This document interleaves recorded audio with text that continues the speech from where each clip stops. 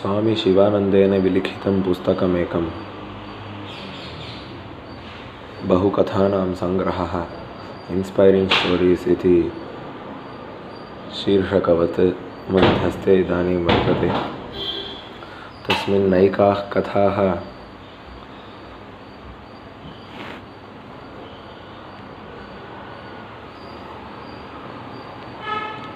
आत्मानमुद्दिश्य आत्मनो महत्त्वमुद्दिश्य आत्मनो ज्ञानमार्गे प्रचलतां जनानाम् उत्साहवर्धनार्थं तद्लाभ प्रयत्न दृढीकरणार्थं च नैकाः कथाः अत्र संगृहीता वर्तन्ते। ताभ्यः एकाम् आङ्ग्लभाषायां विलिखितामेकां तद्भाषातः संस्कृतभाषायाम् अनुवादं कर्तुं प्रयते। अस्य प्रथमायाः कथायाः शीर्षकं सिटी ऑफ बेनैटेडनेस इति। बेनैटेडनेस नाम किमिति न जाने। मयापि इयं कथा पूर्वम् अपठितैव, अतः प्रतिवाक्यं पठित्वा युगपदेव संस्कृते निगदामि।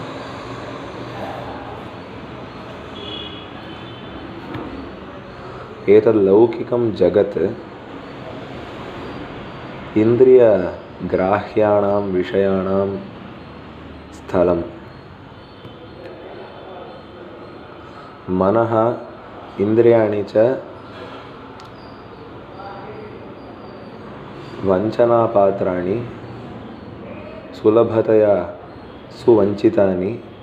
तस्मात्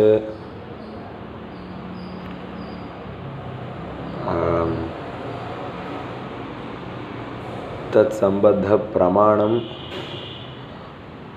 नास्मत् विश्वासपात्रेण अर्हति।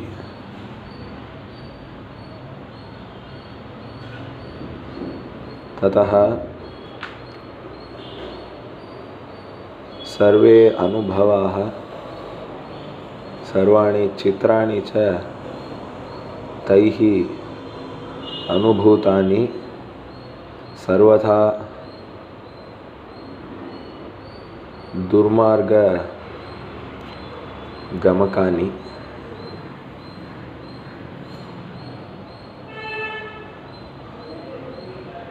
सर्वे विषयाः एकस्यां वीथ्यां प्रचलन्तः इव आभासन्ते, परन्तु अन्ततः इतरत्वम् आप्नुवन्ति।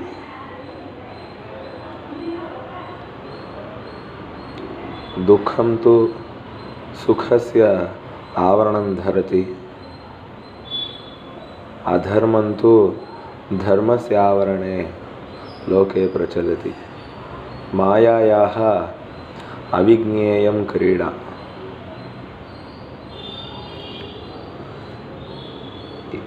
य एकः मायायाः ईदृशीं वृत्तिं दीर्घचिन्ताफलरूपतया सम्यक् विजानाति, सः भासः पथि गमिष्यति। किन्तु यस्तु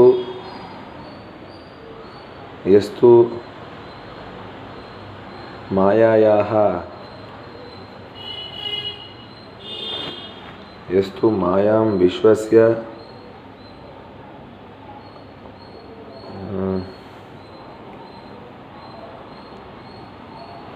मायायाः विहृतिं विश्वस्य यस्तु ताम् अनुयाति, सः सिटी ऑफ बेनैटेडनेस इति नगरे वसिष्यति। दुःखवज्जीवनं तु वहति, अनन्तां पीडां च अनुभविष्यति।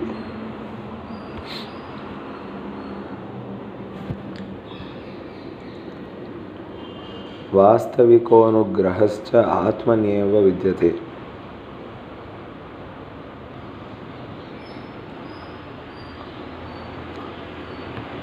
इन्द्रियगोचराणां विषयाणां तु जगत्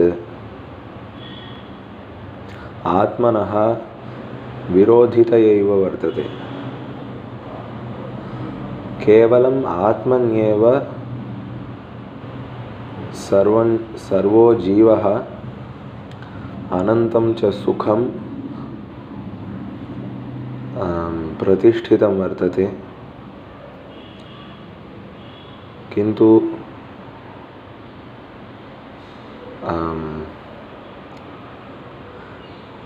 इन्द्रियाणां सुखदायिषु वस्तुषु च अभिनिवेशः जीवं हनिष्यति। इमां विचित्रां कथां शृणुत। एकदा भ्रमन् सन्यासी तच्छिष्यश्च अवर्तेताम्। सः सन्यासी तु ज्ञानवान्,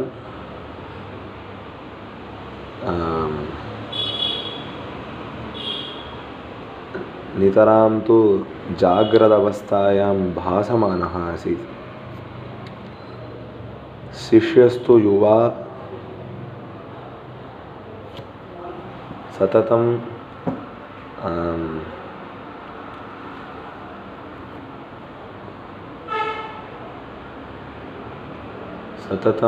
अविवेकी, स्वकार्येषु सः विमृश्य नैव प्रावर्तत।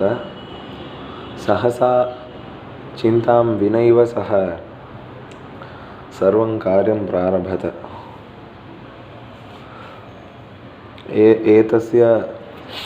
एतत् स्वभावस्य तु कारणं तत् सुखापेक्षित्वमेव।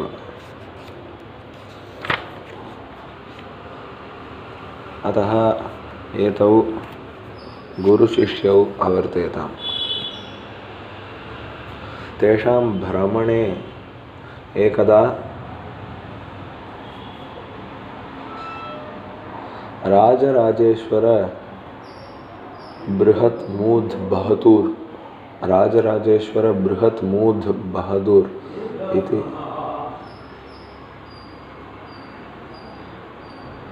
इति राज्ञः नगरं तौ प्रापतुः। तन्नगरस्य नाम अन्धेर् नगरी इति। तत्र विश्रामार्थम् एकं गृहं प्राप्य तत्र मार्गोद्भूतां श्रान्तिं तत्र शमयितुं सुखेन तत्र भवन्तौ गुरुशिष्यौ। एकदा गुरुस्तु शिष्यं भोज्यवस्तूनि आपणिकेभ्यः क्रेतुं सः शिष्यं प्रैषयत्। तयोः अतिसाधारणभोजनाय।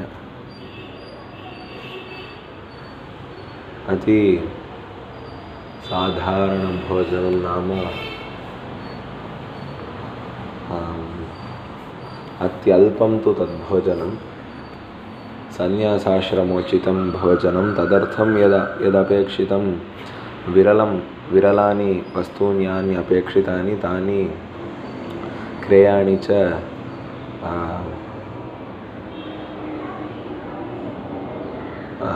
क्रेतुं शिष्यं प्रैषयत्। शिष्यः अगात्, किन्तु चिरादेव पुनरागमत् सन्तोषेण नर्तयन्। एकस्यां सूतायां सम्पूर्णतया भोज्यवस्तुभिः पूरितायां एकां सूताम् आनयन्, या तु विविधभोज्यवस्तुभिः मधुर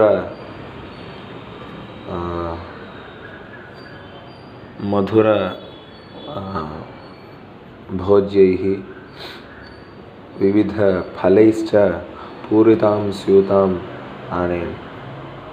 गुरुस्तु अस्य अर्थः कोऽस्य अर्थः इति अपृच्छत्। शिष्यः, ओ गुरो,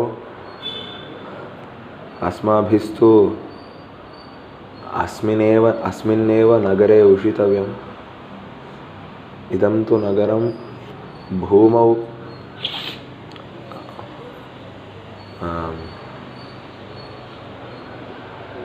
भूमौ वर्तमानस्वर्गः। अस्मिन् नगरे सर्वेषां वस्तूनां तु एकमेव मूल्यं।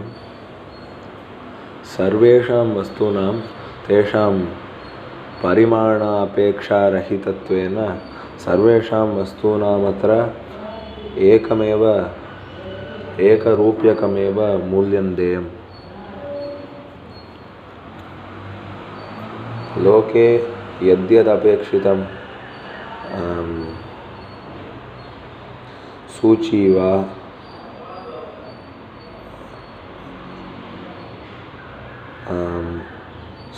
वा क्षौमं रचयितुम् अथवा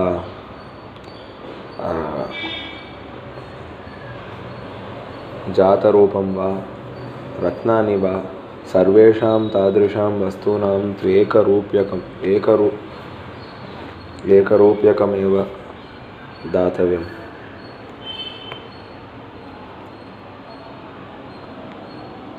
अल्पेनैव धनेन अस्माभिः राज्यभोगम् अनुभवितुं शक्यते।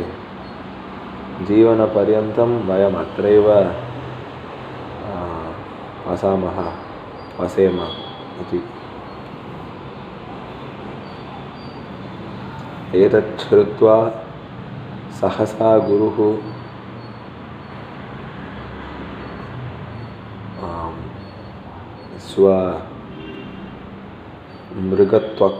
मृगत्वचं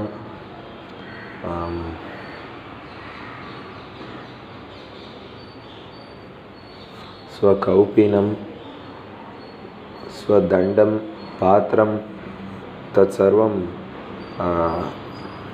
करे गृहीत्वा तस्मात् विश्रामभस्त्यात् सह मार्गं प्राप्य तत्स्थलात् प्रचलितुं प्रारभत। सः शिष्यं प्रत्यवदत्, शिष्य,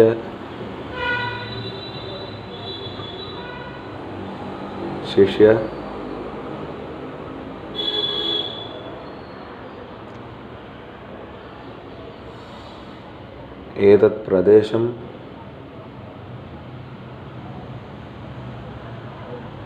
सर्वविध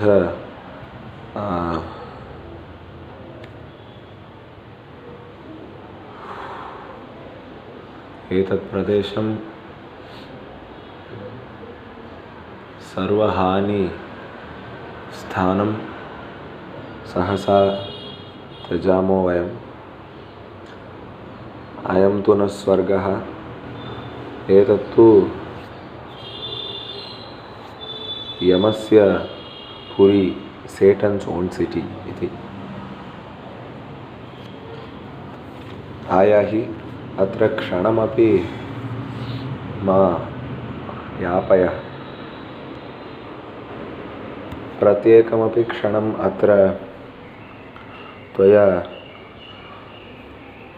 विलम्बितं तु त्वज्जीवनस्यैव हानिं करिष्यति।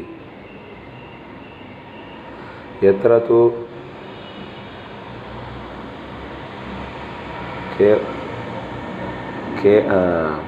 प्रार्थनामात्र लभ्यं सर्वं वस्तु, तादृशी स्थले जीवनन्तु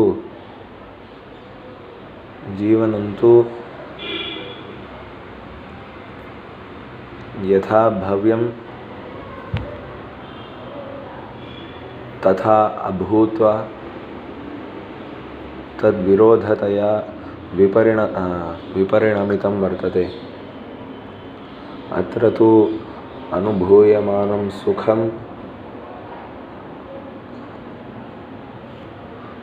त्वज्जीवस्यैव विपद्रूपेण परिवर्तिष्यते। त्वत्स्मितं त्विदानीं वर्तमानम् आगामिन्याम्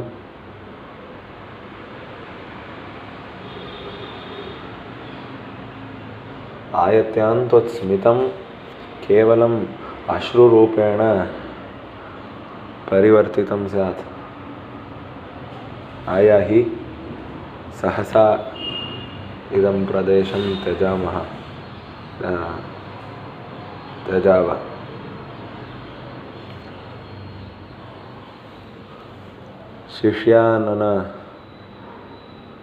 शिष्यानन शोभमानं स्मितं तु सद्यः प्रमार्जितम् आसीत् मुखात्। सः तन्नगरात् विरमितुं नैवेच्छत्। तच्चिन्तयैव सः दुःखितः आसीत्।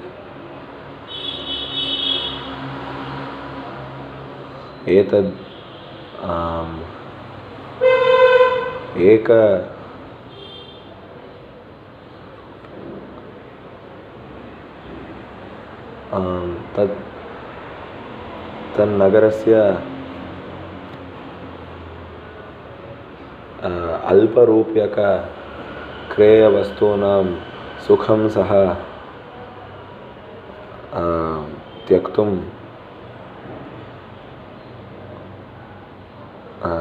नैवावाञ्छत्। अन्धेर् नगरी इति देशस्य तस्य स्वप्ननिर्मितानि सुखानि सर्वाणि गुरोर्वाचा क्षणे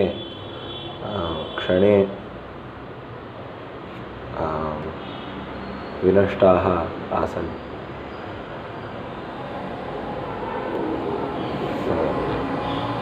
विनष्टानि। सः गुरुं प्रार्थयत् तत्रैव स्थातुम्। अस्मिन् प्रदेशे तु सुखामृते न किमप्यन्यत् सम्भविष्यति।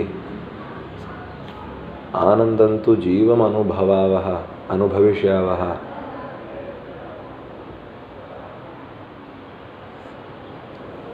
केवलं गानेनैव अत्र अश्रमिणा कार्येण केवलं गानेनैव वयं जीवनं यापयितुं प्रभवामः। श्रमितुमेव अत्र आवश्यकता अस्ति इति न। गुरुस्तु अस्य अनवरतां प्रार्थनां श्रुत्वापि सः दृढव्रतः आसीत्। तस्मात् विरमितव्यमिति। गुरोः दार्ढ्यं स्वभावे तन् निश्चितत्वं च दृष्ट्वा सद्यः सः शिष्यः गुरोः आत्मानं विच्छेत्तुं सः विनिश्चित्य तत्रैव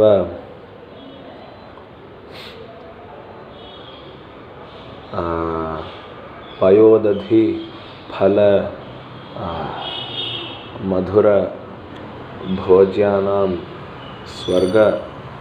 स्वर्गतुल्यस्थले जीवितुं सः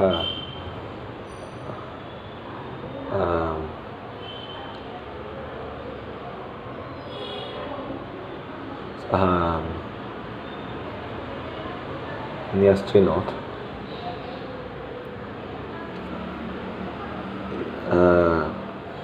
कुत्रान्यत्र ईदृक् सुखं प्राप्तुं मनुष्येण शक्यते, अतः तत्रैव वासः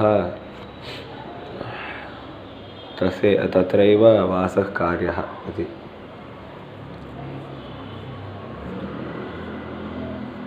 स्वमौढ्येन विचिन्त्य सः गुरुम् अवदत्, भवता यदि गन्तव्यं तत्र गच्छतु, अहं तु अत्रैव वसेयम्। यदि भवान् तत्र न वसिष्यति तथापि अहम् अत्रैव इति वसिष्यामि। भवतु इत्युक्त्वा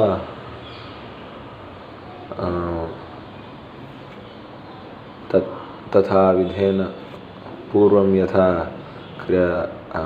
अकारि तथा विधेन अन्त्योपदेशेन सः अन्त्योपदेशं दत्त्वा सः गुरुः तस्मात् तस्याः नगर्याः सः व्यरमत।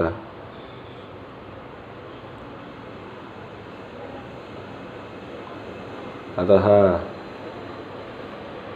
दुर्मार्गचलस्य शिष्यः अन्धेर्नगरी इति नगर्यामेव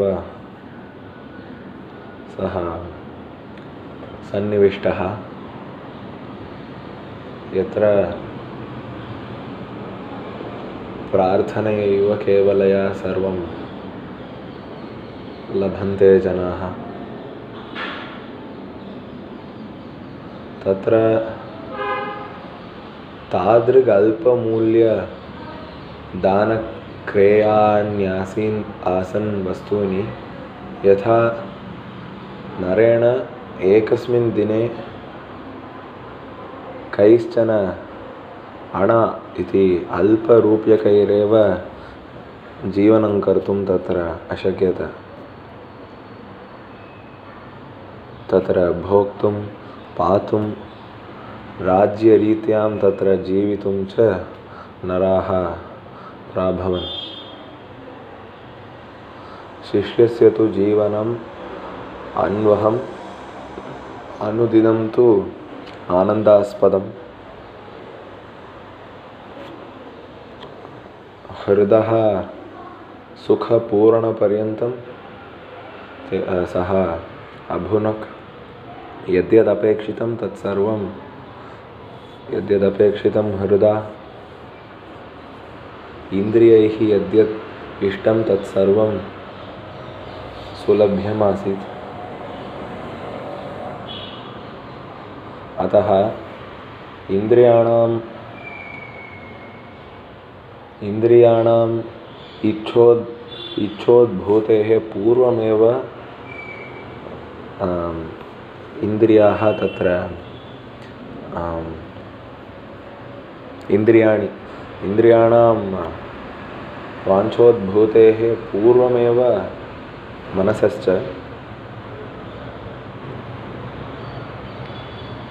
तेषाम् अपेक्षाः पूरिताः आसन्।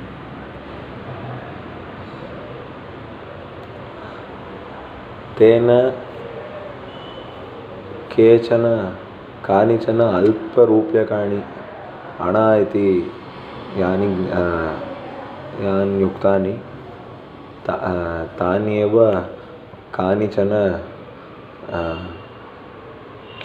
गृहीतव्यानि प्रातःकाले, यत् सः सुलभतया धनिनां प्रदेशे भ्रमणेन सह असञ्चयत्।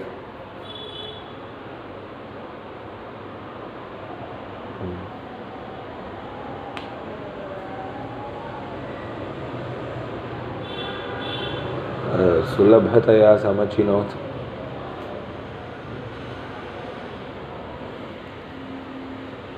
अति स्वादु भोज्य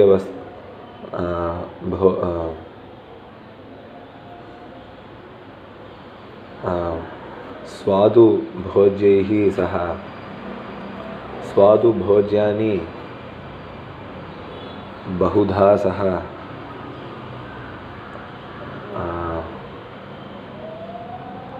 अखादत्।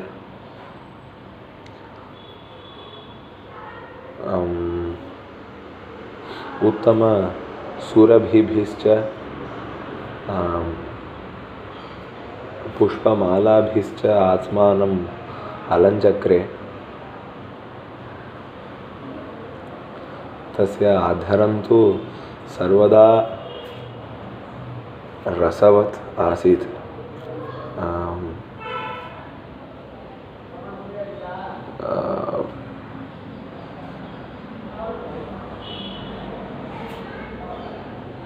वेत्तलै इति तमिळभाषायां यत् पत्रम् उच्यते तस्य भोजनात् तस्य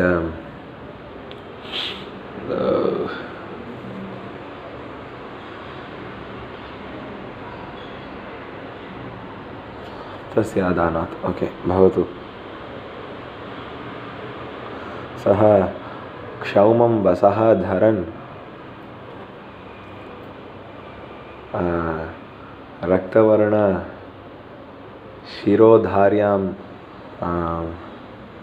शिरोधार्यं च वसः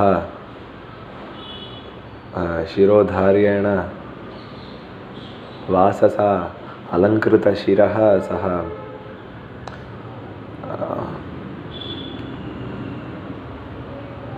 महतां स्थाने धनिकः इव अदृश्यत। विश्रामगृहे तेनोषितं प्रकोष्ठं तु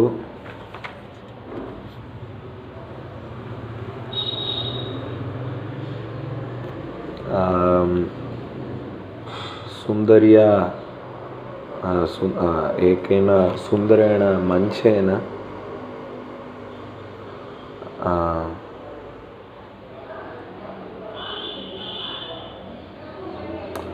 मञ्चेन भूषितमासीत्, यत्तु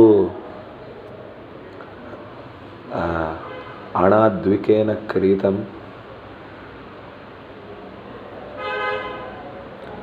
हुक्का इति धूमपानयन्त्रं तु रजतनिर्मितं।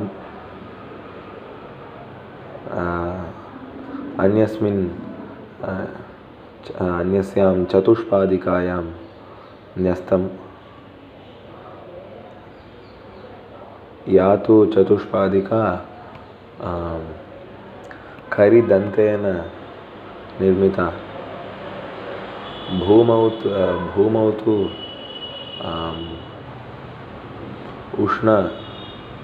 उष्णरक्षकवस्त्रं, तापरक्षकवस्त्रं, यद् आङ्ग्लभाषायां कार्पेट् इति उच्यते। विदेशेषु प्रायः भूम्नि विस्तृतं, तदपि भूमौ तद्गृहे आसीत्। एवं 5 वर्षाणि व्यतीतानि।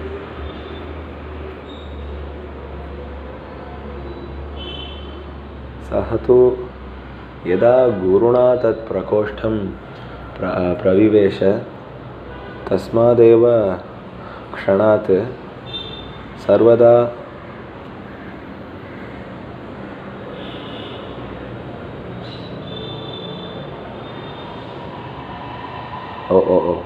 न सः तत् द्वारस्य विस्तृतिं तु सः अवर्धयत। किमर्थं चेत्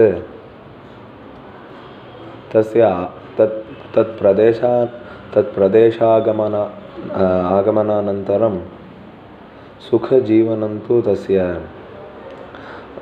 वपुषः मांसभारं तु वर्धितम् अकरोत्।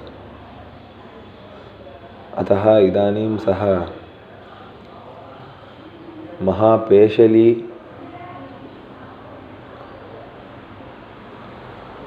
महावपुष्कश्च अवर्तत। गुरुं च विस्मृत्य आत्मनश्च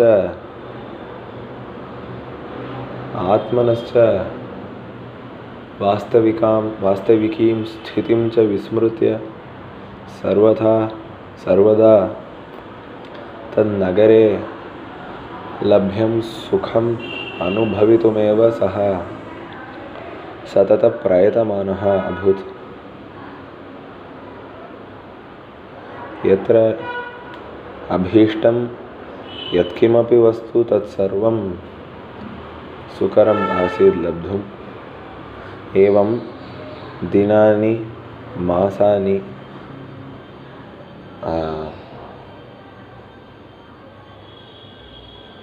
वर्षाणि च एकां नदीमिव सुप्रसरन्तीं नदीं सुस्रवन्तीं नदीमिव महान् कालः व्यपागमत्।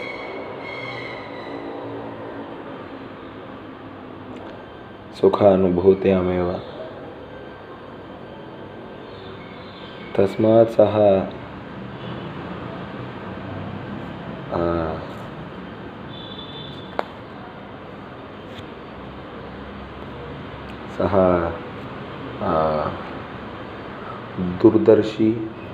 दुर्दर्शनः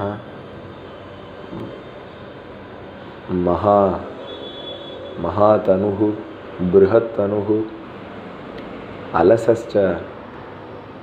अलसः इन्द्रियसुखापेक्षी कामभोगपूर्णसाधनापेक्षी एव आसीत्।